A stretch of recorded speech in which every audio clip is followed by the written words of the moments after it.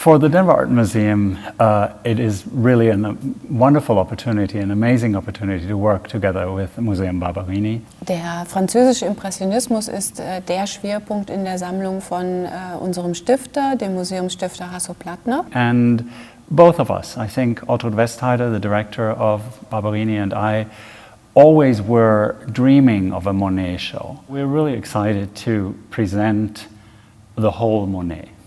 Monet is nature and is probably the landscape painter of the 19th century that has the most intense relationship to nature. Place was extremely important to Monet. Places attracted him. Monet is one of the artists during this time that traveled most extensively, and it's quite interesting to look at the places that he visited, the places that he chose. Every site, every space, every location really changes as well his work.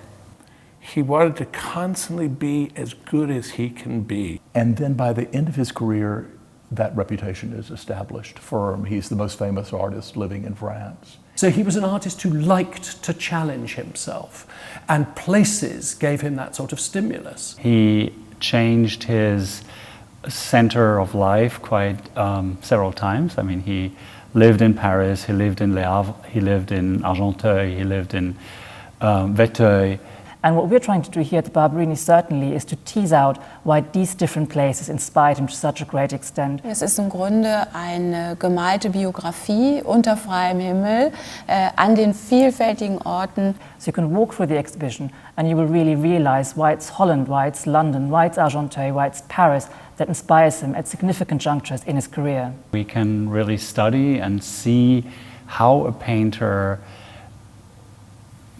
gets inspired by nature, finds nature in dialogue with his art, with his work. This will of going deeper and deeper, so this drive that Monet shown throughout his career, I think is absolutely inspiring, and it's really at the root of his composition, of his method, and one of the contributing factors to why Monet is such a giant in the history of art. Monet became a professional artist in the 1860s in Paris and along the Normandy coast. He was enormously careful about what he painted. Monet began by painting some remarkably fresh landscapes, like the view of Rolle from 1858, a picture which had to have been preceded by other paintings that's so sophisticated. And he was someone who was keenly aware of his own talents. He thus was not only careful about what he chose to paint, but he also was constantly looking at other artists, being able to try to use their innovations to his own ends, which he did with great aplomb. I would say that Monet had two very formative artist mentors. One of them was Boudin. Sous l'impulsion de Boudin, eh bien, le jeune Oscar Claude Monet va travailler dans la campagne, au Havre où il a grandi, et il va noircir des carnets de croquis, et ce sont les feuillets de ces carnets qui nous montrent eh bien, ses premiers essais de dessinateur et de peintre. Il représente des bateaux, des détails de la côte havraise. Where Boudin taught Monet about painting outside and paying attention to the weather conditions and the lighting in the sky, Boudin, or Jankind rather, introduced Monet to this approach of knowing spontaneity. So Jankind would use rapid brushstrokes or vigorous brushwork and penmanship to render a scene very quickly. So you have to imagine Monet and his generation of painters, they were really amongst the first artists who would take the canvas itself out with them into nature, would paint in front of the motive, and at times really create almost the entire composition out of doors. Plein air. In French, the word suggests being surrounded by air. The air is something full. It's an environment. Painting in open nature, or plein air painting, as it's called in French, is really a key aspect of Impressionism. Monet ist ja vor allen Dingen durch das Malen unter freiem Himmel bekannt. Das war seine große Leidenschaft. It was very common already at the beginning of the 19th century for artists to work out of doors. but usually this was limited to preliminary studies, to sketches. The idea was that you would go out of doors, you would look at a specific effect, it might be a sunrise or sunset, for instance, and you very quickly capture this as an oil sketch on paper.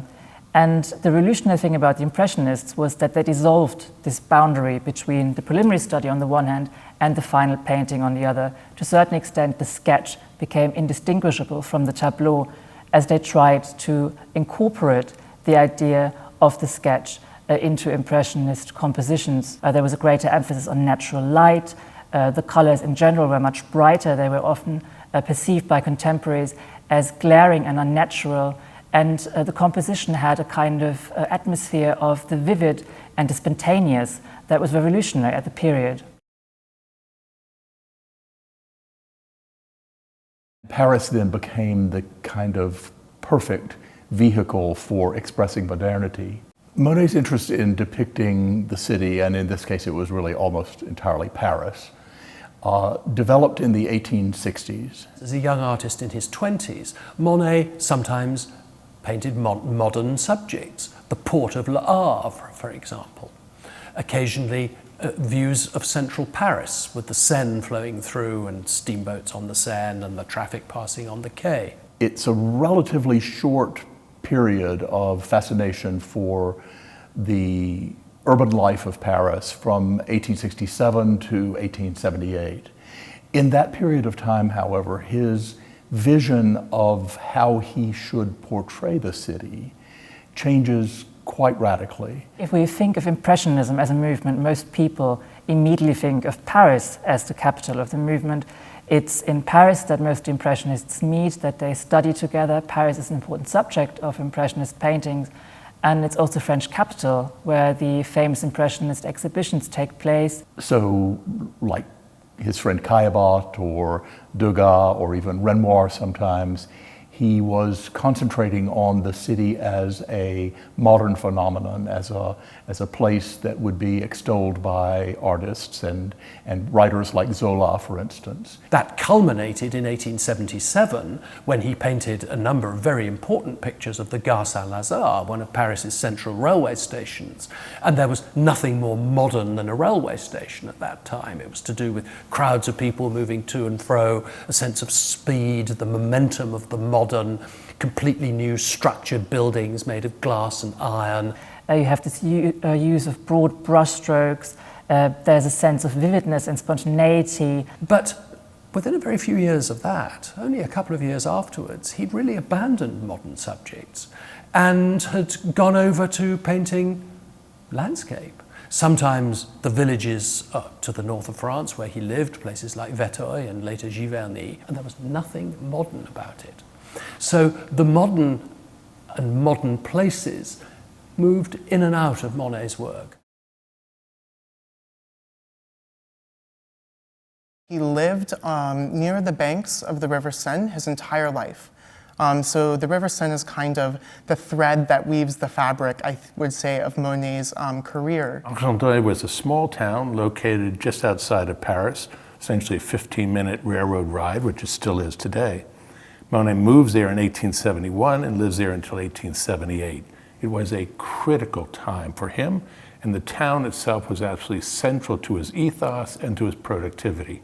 It was a town that was under change, pressured by the Industrial Revolution and by the need for Parisians to be able to have a breath of fresh air in the countryside as well. So it seemed as if it really was the ideal environment for this new emerging middle class.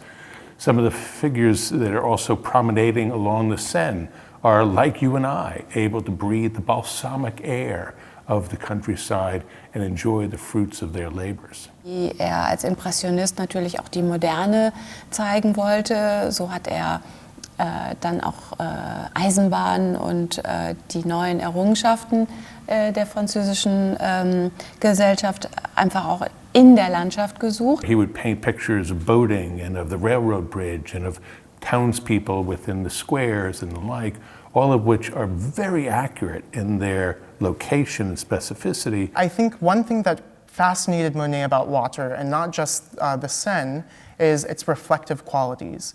I think he was fascinated if you look, for example, at his paintings in Venice, with the way that architecture is reflected in water. When Monet was in Orte, he rented 2 houses, the second one more expensive than the first, so therefore it underscores the fact that he actually was making a lot of money at the time, as much money as doctors and lawyers were in Paris, even though it's often said that he was in fact starving. That was not the case.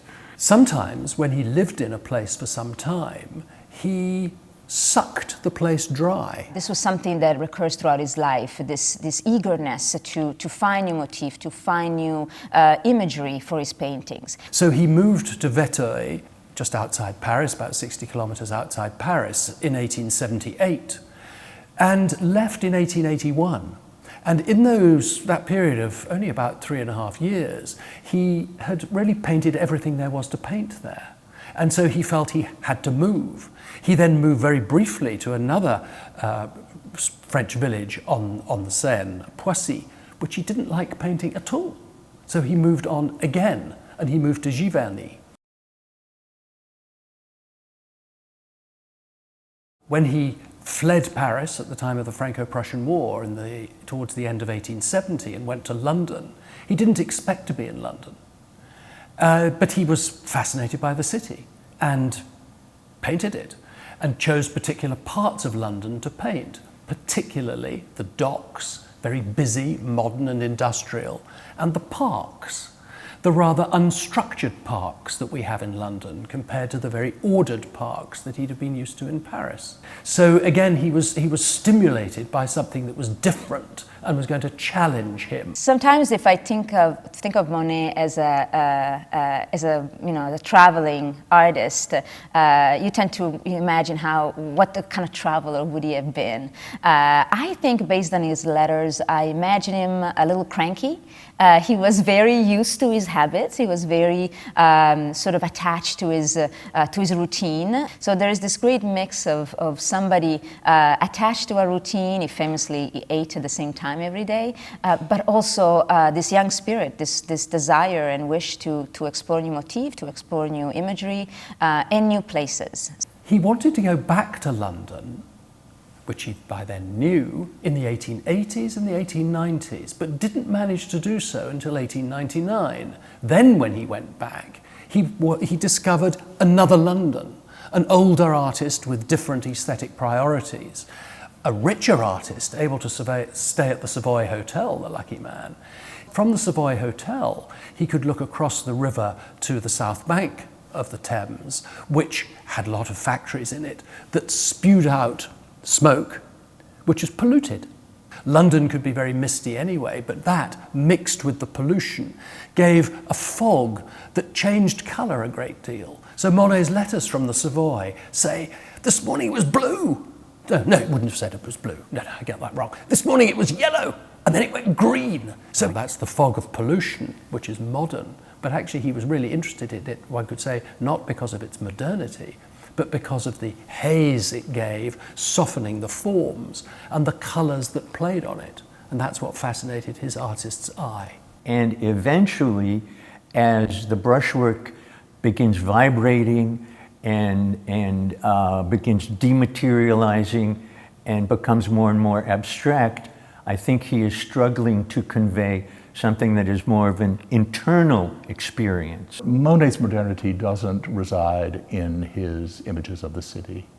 It resides in something much, much more complex, which is about a belief that nature is not only timeless, but timely.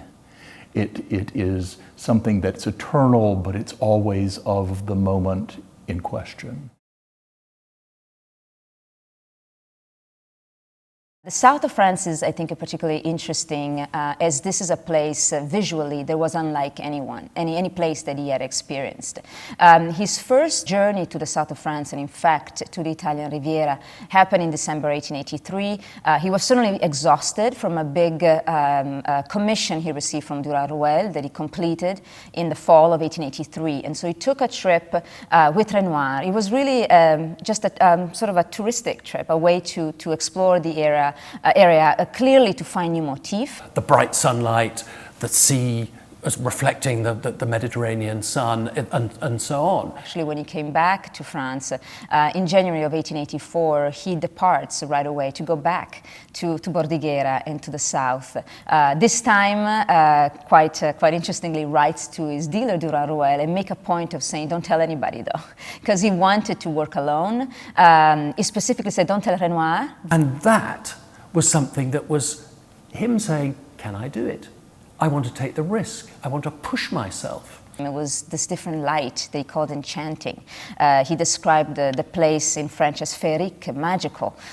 So this really, for somebody so used to the Normandy coast, to the grayer tones of that area, exploring the sun and the vegetation so unique of that place must have been quite an impression. And a completely different type of building, different foliage, different trees and so on, which was different for him. It was supposed to be, again, a short trip, and it turned out to be like a 3 months stay. And he really explored the area. Et ce qu'il va faire, en fait, c'est opérer la fusion du dessin et de la couleur en travaillant directement sur le motif. 2 years later, he worked on Belle-Île, an island in the Atlantic off the south coast of Brittany, and that was completely different. Dark, he described it as sinister. Belle-Île is so swept by the wind coming in off the Atlantic Ocean. It has waves crashing against it. It hardly has any trees on its very flat surface, and it has great cliffs leading down towards the ocean. Monet didn't paint on the beach, dangerous there, but he painted on the cliffs, looking down at the waves breaking on the rocks. Monet comes to discover and then struggle to express his personal experience of being submerged in the world around him, and to try to create an experience for his viewer. In the end, the most important place for Monet was his garden at Giverny. It's the most important place in terms of the development of his art, especially for his late work. It's a very picturesque village located directly at the bank of the River Seine, around 65 kilometers northwest of Paris. And Monet settles there in 1883 together with his family. At first he rents a very modest farmhouse, but he quickly establishes himself there in these beautiful picturesque surroundings. So Giverny was where Monet finally put down his roots, and it became the place that fascinated him because he'd made it for himself. It's in 1890 that he acquires the house and the surrounding land. He painted the landscape of Giverny, around Giverny, for a number of years, but certainly within a decade, he'd more or less exhausted that too, and that's one of the reasons why he developed his garden.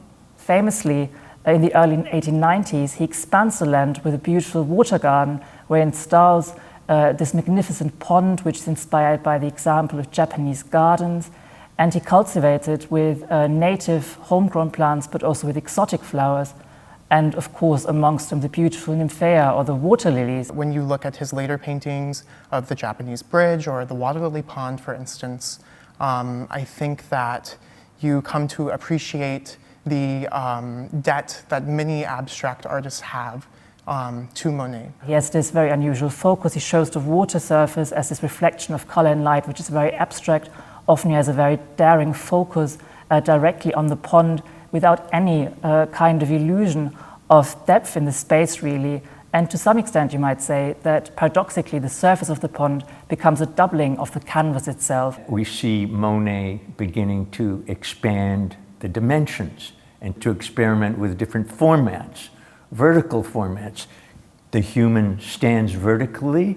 It's true that the eyes are placed side by side, and so very often the landscape format is horizontal. But we find Monet experiencing, stimulated certainly by Japanese examples, with vertical formats and size as well, to express the feeling of being immersed in nature, to express a truth of nature, of how one experiences a place by being bodily in the place rather than an outside spectator. And of course, there's a certain sense of transcendence and the infinite in his late work, where really Monet also talks about his relationship to nature in a sense that evokes the spiritual and the divine. The water lilies, where you really you look at it and you intuitively understand this is not about depicting a beautiful pond of water lilies. This is really understanding that an artwork is a being, is an entity in itself, and lives from the energy of brushstrokes, of light, of colors, of density and lightness, and really the magnetism of form, shape, and color. And I think these amazingly different poles between which he moved in terms of development of his art is something that makes him quite unique in the history of modern painting.